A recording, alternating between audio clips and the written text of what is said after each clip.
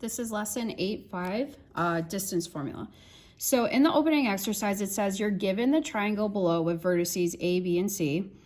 And down here at the bottom, it says calculate the perimeter of triangle ABC. Okay, so there's a couple ways you can do this. When you have a triangle on a graph and say you want perimeter, any horizontal or vertical line, you guys can just count your steps. So like this is like, there's no formula required, just count how far across this goes. So if you count this out, this length is gonna be 1, 2, 3, 4, 5, 6.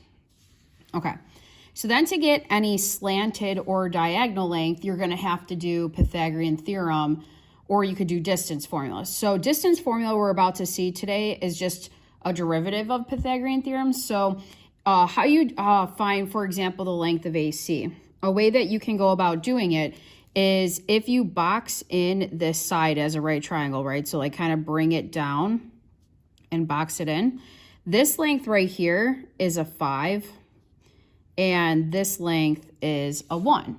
So if you do Pythagorean theorem, you could do a squared plus b squared is the length that we want squared. Okay, so you can call it whatever you want. I guess I can just call it like x for right now. So say I call that x.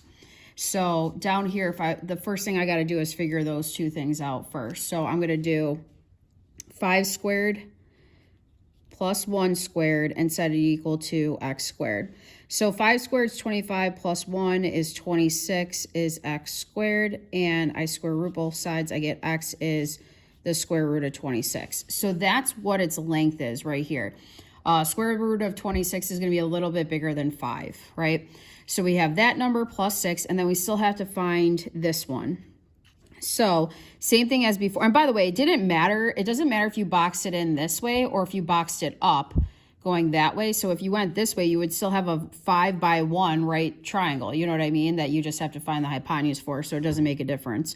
So I'm going to do another one, and I'm going to box it in this way. I'm going to call this length that I need y. And this length right here then would be 5. And then this length is 5. So think of Pythagorean theorem, 5 squared plus 5 squared is y squared. So 5 squared plus 5 squared is y squared. So that's going to give you 50 is y squared. Square root it. Now, in this case, I kind of simplified it just because I knew 25 went into it 2 times. And I got 5 square roots of 2 for y. So the perimeter of this is going to be me adding those lengths together. So it's the 6, the square root of 26, and then the 5 square roots of 2. So that's how you're going to leave your answer if they want it exact, which is what they're asking for. Okay, so this would be my answer. So then it says to calculate the area of the triangle for part B. So area of a triangle, the formula for it is 1/2 base times height. So I have 1/2 base times height. So if we go up to our triangle, it's very important what you call a base and what you call a height. So since I have this horizontal line, I would probably want to use that as my base, because that way I can figure out the height, and the height of this thing is going to be the height from here to C at a right angle. So if you kind of look at this distance, I don't know if you guys can see it very well. Here, I'll highlight it. So say I look at, this is my base, this is my height then. Okay, my height's got to be the distance from there to the vertex at a right angle. So for this one, this is pretty straightforward then, because this length is just 5. So it's going to be 1/2 of 6 times 5, or half of 30 or 15. And technically this would just be in like units squared because it's area. Okay, so you can turn the page. Okay, so for example 1, it says, given the segment pictured to the right, answer the following. So the first thing it says is, what is the change in x? Meaning, from going from this leftmost coordinate to the right, what was the change? Like, how far did it go left or right? So if you notice, the change in x was 5. It goes over this way 5 units, okay? So the change in x is just 5. So what is the change in y? Meaning, how far up and down does it go? So down here, it went up or down 2. So the change in y is 2. So our slope is rise over run or change in y over change in x. So the change in y is just 2. So we can say m is equal to 2 over the change in x, which is 5. So that would be my slope. I'm rising up 2, running right 4. So up 2, right 5, okay? Then it says find the distance. So just like we did on the opening exercise, now that I have this right triangle here, I could easily find the hypotenuse. This case, I'm gonna call it, I don't know, x. By doing 2 squared plus 5 squared is x squared. So that's what I'm going to do down here at the bottom. I'm going to say 5 squared plus 2 squared is x squared.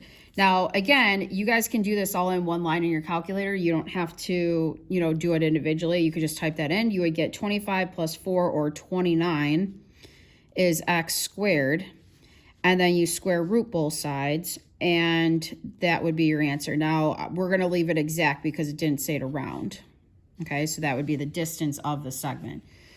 Okay, so then in example 2, it says, given this segment, picture the right answer to the following. What is the change in x? So this time they're not giving us coordinates.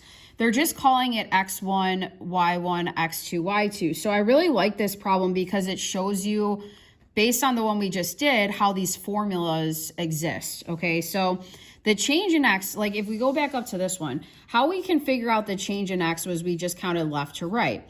So in other words, what we're really doing is we're doing 3 minus a negative 2, and that's how we're getting 5, right? So on this picture, if we're trying to figure out our change in x, we're really doing x2 minus x1 to figure out what that change was. So the same thing is what we're doing when we're trying to figure out how far up and down it goes. We're doing y2 minus y1 to find that change in y. So when it says what is slope, well, we know that slope then is rise over run, or the change in y over change in x. And that's where our slope formula is coming from. It's coming from you using 2 arbitrary points. Now my distance formula, this one's really cool. So this is why I tell everybody every year in my class that you're never, ever, ever forced to use the distance formula. If you know Pythagorean theorem, that is what the distance formula, that's where it comes from. So this is kind of how you want to think about it. So when you box this in as a right triangle, we just said that this distance, kind of like on the previous problem, like how it was a 5, this distance right here is really just x2 minus x1. It's whatever the distance is when you subtract the 2 x coordinates together. That's how far left or right it goes. This is just y2 minus y1. So if you were to do this and to try to solve this, we'll call it D for distance. If you wanted to solve that for distance, this is what you would do. You would say that distance is equal to, or D squared is equal to, this squared plus that squared. So it's x2 minus x1 squared plus y2 minus y1 squared. So it's this quantity squared plus that quantity squared will equal D squared. So if I ask you guys to get D alone, and you would go ahead and you would square root both sides. Okay, you would go like this. This is what the distance formula is. This is where it comes from. It's you taking the sides and squaring them and setting it equal to the distance squared. So you have x2 minus x1 squared plus y2 minus y1 squared. So last year I had few people that preferred the formula way, but again, if you could just remember, it's really just Pythagorean theorem. It's a very, very easy formula to remember then, because you're just thinking of it as what is this distance, what is this distance, and this squared plus that squared is that squared. You know what I mean? Okay, so that's where the distance formula comes from. So on the next page, here's the formula again, nice and neat for you guys. So down here, very simply, they just want us to practice using the distance formula and to leave our answers in simplest radical form. Okay, so when you do this, there's one thing I want to point out about the formula. If you notice, when we add together the 2 legs, like say we had a right triangle that was, I don't know, I'll just pick something easy. So say we had a 3, 4, 5 x, and we wanted x, right? We know that's going to be 5. It doesn't matter whether you do 3 squared plus 4 squared is x squared, or if you did 4 squared plus 3 squared is x squared, right? You get the same answer in there no matter what when you switch them around, and it's because addition's commutative.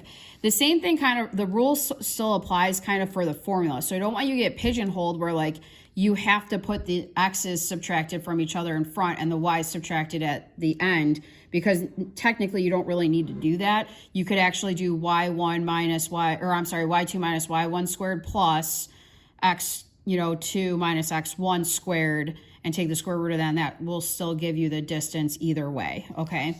So looking at number 1, this is what we're gonna do. The distance is gonna be equal to the square root of, and so for the first one, I'll follow the formula. So the first one you're gonna take, if we call this x1, y1, x2, y2, okay? You're gonna take x2 minus x1, so 5 minus 2 squared plus, and then you're gonna do 7 minus 4 squared. So simplifying that, we get 3 squared plus 3 squared, which will just be 9 plus 9, or 18. And if we put that in simplest radical form, we know 9 goes into it 2 times, and we get 3 radical 2.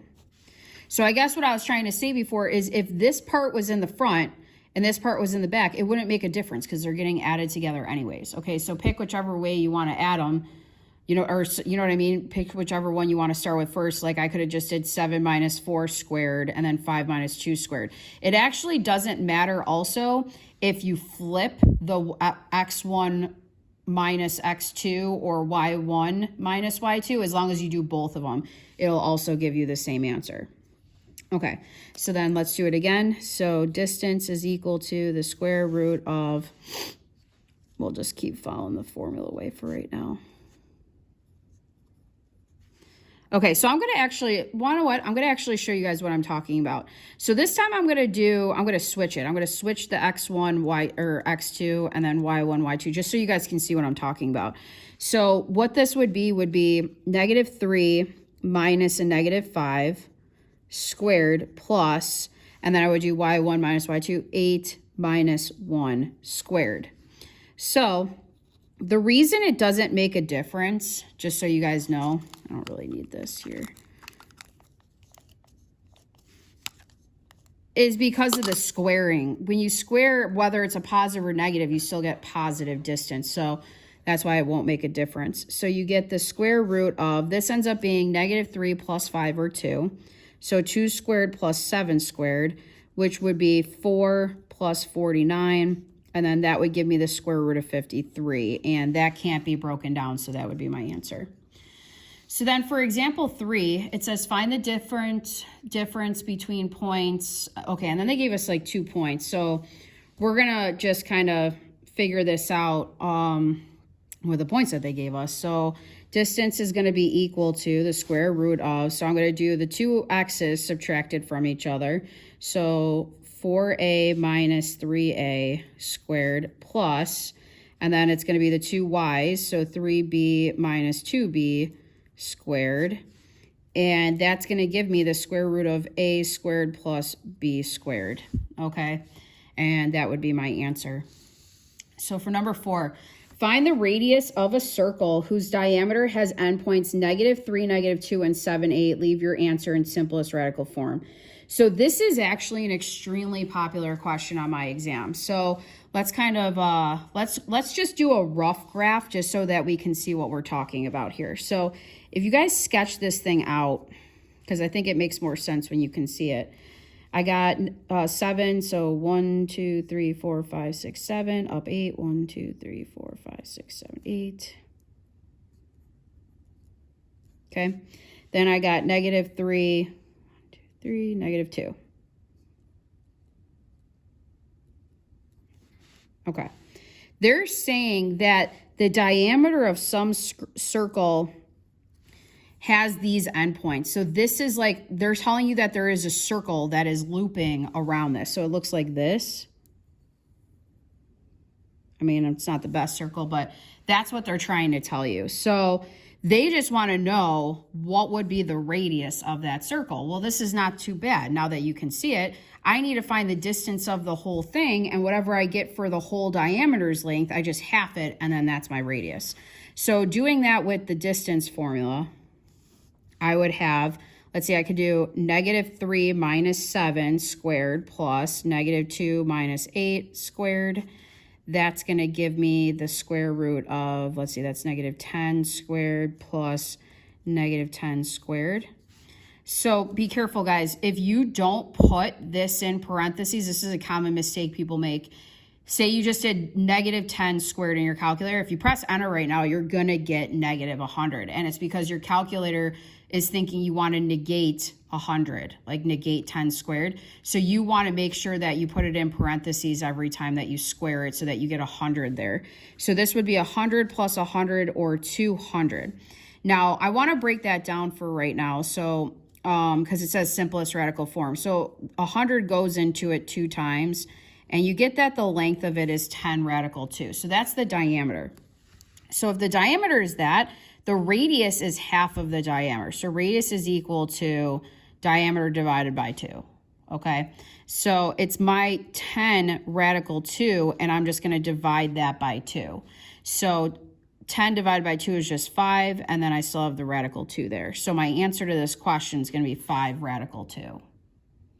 And try to remember, I just did a rough graph just to see it. You guys will always have graph paper.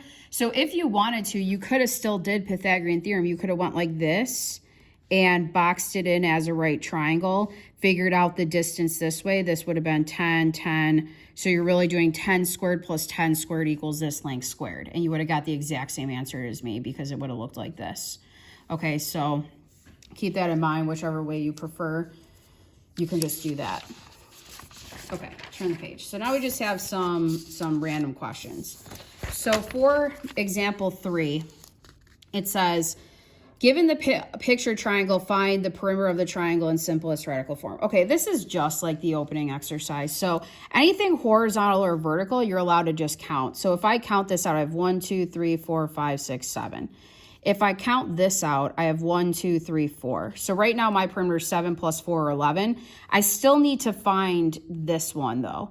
So I already actually have a right triangle right here. So I could do Pythagorean theorem, 7 squared plus 4 squared equals whatever I want to call this. So say I want to call it x. Okay, I got to find x before I can find the whole perimeter. So over here, if we do 7 squared plus 4 squared equals x squared. Okay, again, that can all be punched in one line in your calculator. You'll get 65 is x squared, or in other words, we get the square root of 65 is x. So the perimeter of this thing would be 4 plus 7 plus the square root of 65. And that, if we simplify, would just give you 11 plus the square root of 65. And that would be your answer. Okay, now it's not pretty, but that's actually a very common looking way that these look on the exam. They give you answers like this. So then they want the area of the triangle. This one's extremely easy. So area of a triangle is a half base times height. Since it's a right triangle, we can just use 7 and 4 as our base and height. So half of 28 is just 14. Okay, so no problems there. So then here's some Common Core questions, or here are some Common Core questions that we're going to look at. So this is a super popular question. They've asked it with a pentagon, a hexagon, an octagon, and a nonagon already. Okay, so they kind of went through all of them, and they've been now repeating. So it says the endpoints of one side of a regular pentagon are -1, 4, and 2, 3. So just like before, if you need to see it, like just sketch it really quick, because it's not a difficult picture. -1 up 1, 2, 3, 4, and then 2, 1, 2, up 3. Okay.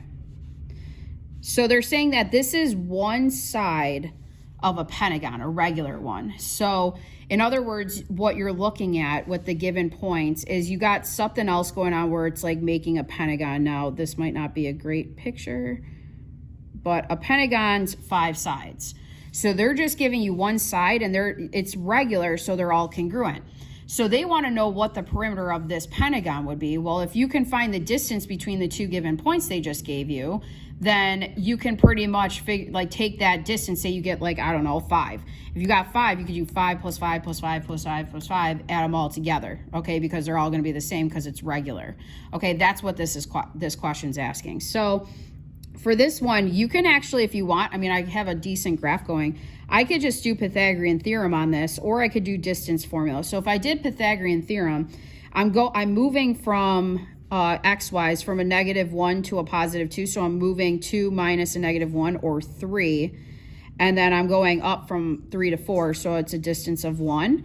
So I could just do 1 squared plus 3 squared equals the side length squared, right? Like equals, say I call that side x. So this ends up giving you 9 plus 1, or 10, is equal to x squared. Or in other words, one side of this pentagon is 10. So the perimeter then of the whole thing would be square root of 10 plus square root of 10 plus square root of 10 plus square root of 10 plus square root of 10, 5 times. So if you add that together 5 times, you're just going to get 5 square roots of 10, or choice 2. Okay, so they will always put what it is for one side, like thinking that you might not actually look at perimeter, but this is actually a perimeter question. So you could have did this, or you could have just did the distance formula. I'll do that really quick. You would have had -1 minus 2 squared plus 4 minus 3 squared.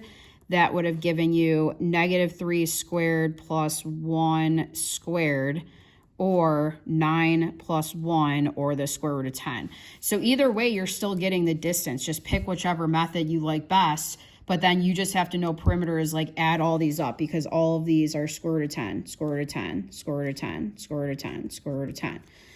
Okay, because it's regular. Okay, so if you saw octagon, you would be timesing this by 8, and you would have 8 square roots of 10. If it was a heptagon, that's 7 sides, okay, and so forth. So you guys can turn the page. We got 2 more. So looking at example 5, now this is a very, very, very complicated question, and it's happened about 3 or 4 times, different triangles. So this is the strategy. It says your given triangle RST is graphed on the set of axes below. How many square units are in the area of triangle RST?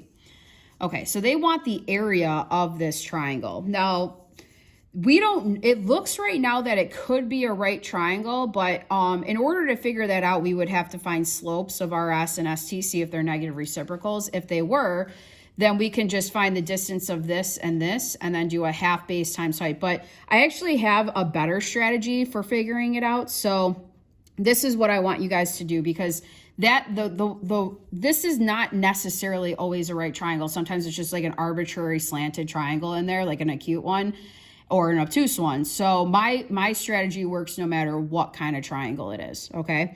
So this is what you do. The first thing you do is you box in the triangle. So you start on one vertex, and you go like this until you get to the next coordinate, so until I get to S. Then I go up, box it in,